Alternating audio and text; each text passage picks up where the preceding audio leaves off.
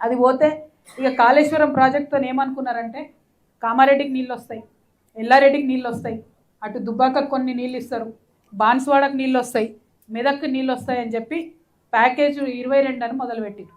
Package 22కు మొత్తం కావాల్సిన డబ్బు ఎంత అంటే 1446 కోట్లు. కానీ ఇప్పటి వరకు ఇచ్చింది ఎంత అంటే 450 కోట్లు.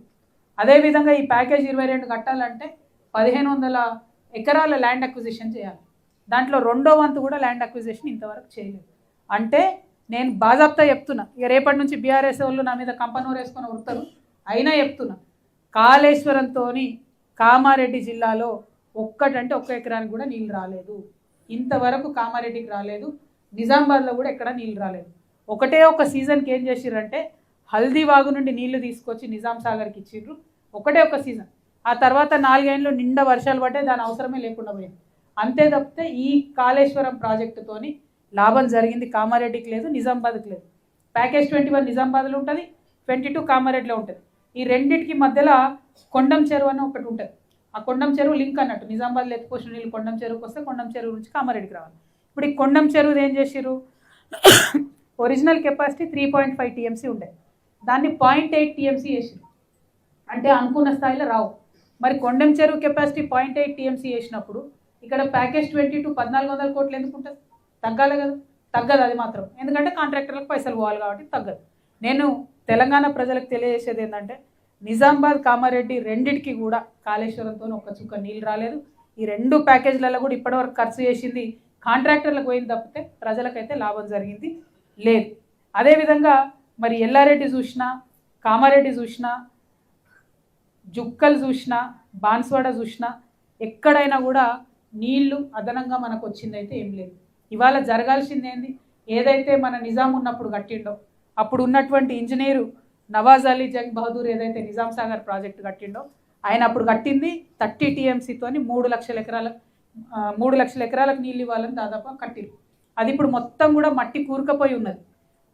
తప్పకుండా కాంగ్రెస్ ప్రభుత్వం చేయాల్సినటువంటి పని ఏంటంటే అర్జెంటుగా మట్టి తీయాలి. తీస్తే కాళేశ్వరం కట్టడం ఆలస్యమైన, ఈ ప్యాకేజీల ఆలస్యమైన మొత్తం కామారెడ్డి జిల్లాకు కూడా సస్యశ్యామలం చేసుకునేటటువంటి ఆస్కారం ఉంటుంది. కాబట్టి దాన్ని తీయాలని అడుగుతున్నా. అట్లనే నిన్న నిజాం సాగర్ చూసి వచ్చినాం మేము. చాలా మంచి టూరిస్ట్ కేంద్రంగా ఉండే, ఇప్పుడు అక్కడ పశువులు మొత్తం మేసుడు తప్పితే ఉన్న పాత పార్కులన్నీ నాశనం చేసిర్రు, గెస్ట్ హౌస్లన్నీ నాశనం చేసిర్రు. మరి జుక్కల్ ఎమ్మెల్యే గారు, ఆయన నేను అప్పుడిప్పుడు చూసిన మీడియాలో ఆయన జర చదువుకున్నాడు, మరి దాన్ని టూరిస్ట్ స్పాట్ లెక్క తయారు చేయడానికి జుక్కల్ ఎమ్మెల్యే గారు ప్రత్యేక శ్రద్ధ పెట్టినట్టయితే స్థానికులకు ఉద్యోగాలు వస్తాయి, అదేవిధంగా కొంత డెవలప్మెంట్ జరిగేటటువంటి ఆస్కారం ఉంటుందని కూడా నేను భావిస్తూ ఉన్నాను. ఇక మేము ట్రావెల్ చేసేటటువంటి క్రమంలో పత్తి రైతులు కలిసిండ్రు చాలామంది, వాళ్ళకు అనేకమైన ఇబ్బందులు ఉన్నాయి. ఈసారి మొంతా తుఫాన్తో మొత్తం పత్తి తడిచిపోయింది. అయితే ఈ టెంపరీగా ఈసారి ఉండే కష్టాలే కాకుండా ఎప్పుడైనా కామారెడ్డి జిల్లా పత్తి రైతులకు లాభం జరగాలంటే ఖచ్చితంగా జిన్నింగ్ మిల్ రావాలని అడుగుతూ ఉన్నారు. దాని మీద స్థానికంగా ఉండే నాయకులు దృష్టి పెట్టాలి. మనం కూడా జాగృతి నుండి ప్రత్యేకంగా జిన్నింగ్ మిల్ కోసం కార్యాచరణ తీసుకోవాలని చెప్పి మిమ్మల్ని తెలియజేస్తూ ఉన్నాను. అదేవిధంగా ఇక పోడు భూములు చాలా వందల వేల ఎకరాలు కూడా పోడు భూముల పట్టాలు పెండింగ్ ఉన్నాయి. దానికి సంబంధించి ఒక కార్యాచరణ ఖచ్చితంగా ఇక్కడ తీసుకోవాల్సిన అవసరం ఉంది. ఇదే ముఖ్యమంత్రి గారు రేవంత్ రెడ్డి గారు కాయస్థు లంబాడాలు ఉన్నారు, వాళ్ళకు మస్తు వాగ్దానాలు చేసారు. కనీసం ఆ వాగ్దానాలన్నీ పక్కన పెడితే పోడు భూమి పట్టాలన్న ఆ లంబాడాలకు ఇవ్వాలని చెప్పి నేను డిమాండ్ చేస్తూ ఉన్నాను. ఇక ఇందిరమ్మ ఇండ్ల గురించి ఎంత తక్కువ చెప్పుకుంటే అంత మంచిది. ఎంత ఘోరం అంటే ఎంత దారుణమైన పరిస్థితి అంటే వచ్చిన వాళ్ళకే, ఇండ్లు ఉన్న వాళ్ళకే ఇచ్చిండ్రు, అది కూడా కాంగ్రెస్ కార్యకర్తలకే ఇచ్చుకున్నారు. ఎక్కడనో అడప ఒకరికో ఇద్దరికో ఇస్తే లంచం తీసుకున్నారు. సరే ఏదో ఒకటి కాలవడని ఇల్లన్న గట్టనిస్తారా అంటే ఇప్పుడు ఉన్న ఇల్లు ఊలగొట్టుకుంటేనే ఇందిరమ్మ ఇల్లు ఇస్తామని చెప్తున్నారు. నిజంగా ఒక్క మాట ఆలోచించాలి. మనం ఉన్న ఇల్లు ఊలగొట్టుకుంటే ఏడ ఉండాలి? వాళ్ళు సిటీలో కావచ్చు, ఊర్లలో కావచ్చు, ఉన్న ఇల్లు కూలగొట్టుకుంటే ఎక్కడ పోయి ఉండాలి? మరి ఉన్న 2, 3, 4 నెలలకు రెంట్ కడతారా? ఊర్లలో ఇంకోళ్ళు కిరాయిలకు ఇస్తారా? ఇయర్ కదా. అవన్నీ ప్రాక్టికల్ పరిస్థితులు మనకు తెలిసినాయి. దానికి ఏదన్నా ఒక ఉపాయం దయచేసి ఎమ్మెల్యే స్థాయిలోనో ఆ ఇందిరమ్మ కమిటీలు వేసిన దగ్గరనో ఆలోచన చేసి మంచి సొల్యూషన్ వెతకాలని చెప్పి నేను డిమాండ్ చేస్తూ ఉన్నాను. ఇందిరమ్మ ఇండ్లకు డబ్బులు అడుగుతున్న విషయం ముఖ్యమంత్రి గారు తెలుసుకోవాలి, షబ్బీర్ అలీ గారు తెలుసుకోవాలి. కాంగ్రెస్ కార్యకర్తలు కట్టడి చేసిన ఇందిరమ్మ ఇండ్లకు అర్హులైన వాళ్ళకి ఇప్పియాలని చెప్పి నేను డిమాండ్ చేస్తూ ఉన్నా. ఇక మనకు మంచి 2 పెద్ద ఆలయాలు ఉన్నాయి. ఒకటి త్రిలింగేశ్వర స్వామి ఆలయం నాగిరెడ్డిపేట మండలంలో, ఎల్లారెడ్డి నియోజకవర్గంలో. అదేవిధంగా కాలభైరవ స్వామి టెంపుల్. ఈ రెండింటికి కూడా నేను స్వయంగా డబ్బులు చెక్కులు రెడీ చేసుకుంటే కూడా అంతకుముందు అక్కడ ఉన్న ఎమ్మెల్యే గారు ఇవ్వకుండా అడ్డుపడ్డారు. మరి పోనీ నాకు అడ్డుపడ్డావు, మీరన్నా తెచ్చిరా అంటే అప్పుడు తేలేదు, ఇప్పుడు తేలేదు. మనుషుల మీద కోపమే, దేవుళ్ళ మీద కోపమే, ఇది ఎక్కడిలో. కనీసం ఇప్పటికన్నా త్రిలింగేశ్వర స్వామి వారి ఆలయానికి, కాలభైరవ స్వామి టెంపుల్కి మీరు ముందడుగు వేయాలి. మీరు ముందడుగు వేయకపోతే మేము జాగృతి నుండి సిఎస్ఆర్ ఫండ్స్ తీసుకొచ్చి వాటిని డెవలప్ చేసుకుంటామని కూడా చెప్తా ఉన్నాం. మరి ఎల్లారెడ్డిలా ఇప్పుడు ఎమ్మెల్యేలు ఉన్నారు, ఆయన ఏంది మదన్ మోహన్, ఆయన ఎట్లుంటాడో కూడా అక్కడ వాళ్ళు మర్చిపోయినట్టున్నారు. అసలు ఆయన 3 నెలలకు ఒకసారి వస్తాడని నేనంటే లేడీస్ చెప్తారు, 3 నెలలు ఎక్కడక్క, 2 ఏళ్ళే కనని పడతలేడు మనిషి అని చెప్తున్నారు. చాలా దారుణమైన పరిస్థితి ఉంది. మరి ఎమ్మెల్యేలు కనీసం అప్పుడో ఇప్పుడో ప్రజలలో తిరగకపోతే ఎట్లా అన్న విషయాన్ని కూడా ప్రజాప్రతినిధులు ఆలోచించాలి. అయితే నేను ఈరోజు కామారెడ్డి జిల్లాలో ఉన్నటువంటి యువమిత్రులందరినీ కూడా కోరుతా ఉన్నా. ఇప్పుడు సర్పంచ్ ఎన్నికలు వచ్చినాయి, మీ ఊర్లలో ఓట్లు అడగడానికి అందరు వస్తారు. ఖచ్చితంగా ప్రశ్నించండి దయచేసి. ఎందుకంటే ఈ 15 రోజుల ఓట్ల తర్వాత మళ్ళీ మీకు ఎవరు కనబడరు. కాంగ్రెస్ వాళ్ళు వచ్చినా, బీజేపీ వాళ్ళు వచ్చినా, బీఆర్ఎస్ వాళ్ళు వచ్చినా క్వశ్చన్ చేయండి. మీరు ఏం చేస్తారు మా ఊరికి అని క్వశ్చన్ చేయండి. మాట తీసుకోండి, మాట తీసుకొని మీకు నచ్చినోని గెలిపించుకోండి. కాకపోతే వాళ్ళు ఇచ్చినటువంటి మాట తీర్చేంత వరకు వాళ్ళ తాట తీయండి అని చెప్పి యువమిత్రులందరూ కూడా నేను కోరుతా ఉన్నాను. లేకపోతే ఏమవుతుందంటే రాజకీయాలు మారవు, చెప్తారు బయటపడతారు, గెలుస్తారు బయటపడతారు, తర్వాత మిమ్మల్ని కనీసం పట్టించుకోరు, చూసుకోరు. కాబట్టి యువమిత్రులు మేల్కోవాలి. మాడబిడ్డలు చాలా నయం. ఎవ్వరు వచ్చినా ఊర్లకు ఖచ్చితంగా క్వశ్చన్ చేస్తారు మాడబిడ్డలు. సార్ ఇల్లు ఇస్తానో ఎందుకు ఇవ్వలే, సార్ పెన్షన్ ఇస్తానో ఎందుకు ఇవ్వలే అని అడుగుతారు. మా ఆడబిడ్డలకు ఉన్న చైతన్యం యువమిత్రులు తెచ్చుకోవాలని చెప్పి నేను ఈ సందర్భంగా రిక్వెస్ట్ చేస్తూ ఉన్నాను. అదేవిధంగా కౌలాస్ కోట మీ అందరికీ తెలుసు, చాలా మంచి కోట. దాన్ని ఇదివరకు బీబీ పాటిల్ గారు దత్తత తీసుకున్నారు. దత్తత తీసుకుని ఆయన ఏం చేయలేకపోయారు. 2 సార్లు అక్కడ జెండా పండుగ చేసిరు, జెండా ఎగిరేసిరు. కాకపోతే అంతకు మించి ₹1 కూడా కౌలాస్ కోటకు రాలే. ఇక్కడ కౌలాస్ కోట, అక్కడ నిజాం సాగర్ డెవలప్ చేసుకుంటే జుక్కల్ లాంటి నియోజకవర్గానికి మంచి ఉపయోగం ఉంటుంది. దాని మీద ప్రభుత్వం దృష్టి పెట్టాలని చెప్పి నేను డిమాండ్ చేస్తూ ఉన్నా.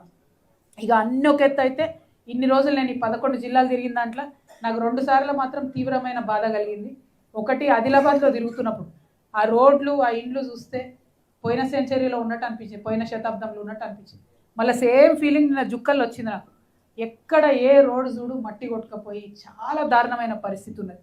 ఒక పక్క రోడ్లు అంత భయంకరంగా ఉంటే ఇంకొక పక్క పాపం యువమిత్రులు వర్షం పడ్డప్పుడు రోడ్లలో ఇంత గుంతలు ఉన్నాయని వాళ్ళు నాట్లేసి ప్రొటెస్ట్ చేస్తే జుక్కల్ ఎమ్మెల్యే గారు 11 మంది మీద కేసు పెట్టించారు. అరే మీరు పనిచేయరు, మీ దృష్టికి తీసుకొచ్చినటువంటి యువకుల మీద కేసులు ఎట్లా పెట్టిస్తారు?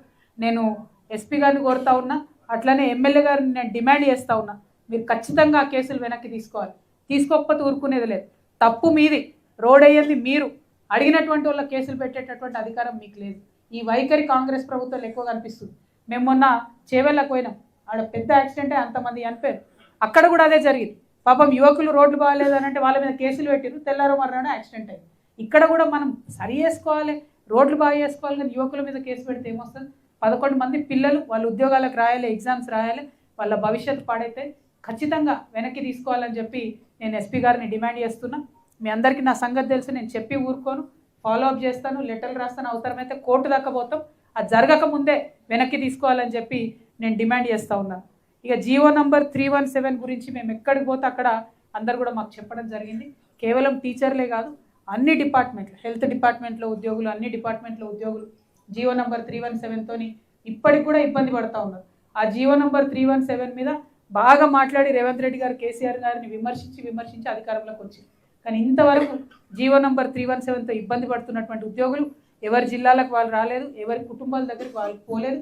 దాని మీద దయచేసి దృష్టి పెట్టాలని చెప్పి నేను ప్రభుత్వాన్ని డిమాండ్ చేస్తూ ఉన్నాను.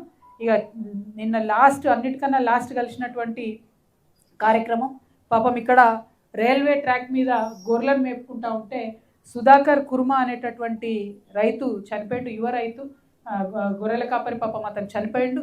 200 గొర్రెలు చనిపోయినాయి ఆయన. కనీసం మీ అందరికీ తెలుసు, నిజంగా ప్రెస్ మిత్రులందరూ కూడా, అంతకుముందు ఇల్లు కాలిపోతే ఇట్లా గొర్రెలకు ఏమన్నా అయితే, ఏమన్నా కొట్టుకపోతే ఎంఆర్ఓలు వచ్చి ఇద్దరు ఒక 5,000 10,000, అసలు అది కూడా లేదండి. ఆ కన్సర్నే లేదు ఈ ప్రభుత్వం. నేను 11 జిల్లాలు తిరుగుతున్నా కదా, కనీసం బేసిక్ ఇమీడియట్ సహాయం కూడా చేస్తలేరంటే అంత ఎందుకు అలసటగా తీసుకుంటున్నారు, ఎందుకు అలసుగా తీసుకుంటున్నారు అర్థమైతే లేదు. 200 గొర్రెలు చనిపోయినాయి. దాంతోపాటు వాటిని కాపాడే ప్రయత్నంలో ఆ కుర్మా సోదరుడు చనిపోయాడు. మరి కనీసం ప్రభుత్వాలు ఆలోచన చేయాలి కదా. ఇవాళ మా సంపత్ గారి ఆధ్వర్యంలో, మా వసంత గారి ఆధ్వర్యంలో మేము మా జాగృతి సంస్థ నుండి ఒక 50,000 రూపాయలు వాళ్ళకు సహాయంగా అందించగలిగినాం. వాళ్ళ పిల్లల చదువు బాధ్యతలు కూడా మేము జాగృతి సంస్థ నుండి మేము తీసుకుంటామని చెప్పినాం.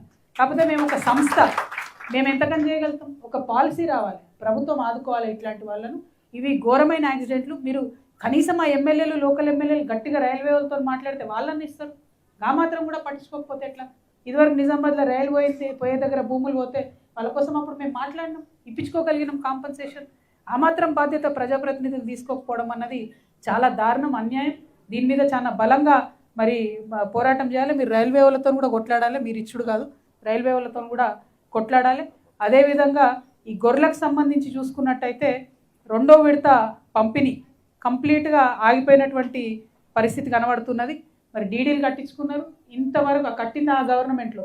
ఇప్పుడు ఈ గవర్నమెంట్ వచ్చి కూడా 2 ఏళ్ళే, కానీ ఇంతవరకు గొర్రెలు ఇస్తలేరు. ప్రాబ్లం ఏంటంటే మా యాదవ సోదరులు, కుర్మ సోదరులు పెద్ద రేవంత్ రెడ్డి గారి లెక్క ధనవంతులు ఉండరు కాబట్టి వాళ్ళు మిత్తిలకు తెచ్చుకుంటారు, అక్కడిక్కడ అప్పులకు తెచ్చుకుంటారు, తెచ్చుకొని డీడీలు కట్టుకున్నారు. మరి ఇప్పుడు మీరు 2-3 ఏళ్ళు అవుతుంది ఇవ్వకపోయేసరికి అప్పులు వడ్డీలు మీద పడి ఇబ్బంది అవుతుంది. తక్షణమే మీరు గొర్రెలు ఇవ్వాలని చెప్పి నేను డిమాండ్ చేస్తూ ఉన్నాను. మరి అదేవిధంగా ఇక చాలా సమస్యలు ఇచ్చిండు మా సంపత్ భాయ్, కానీ ఇక ఈ సమస్యలన్నీ చెప్పుకుంటూ పోతే నాకు ఇక్కడనే సాయంత్రం అవుతుంది.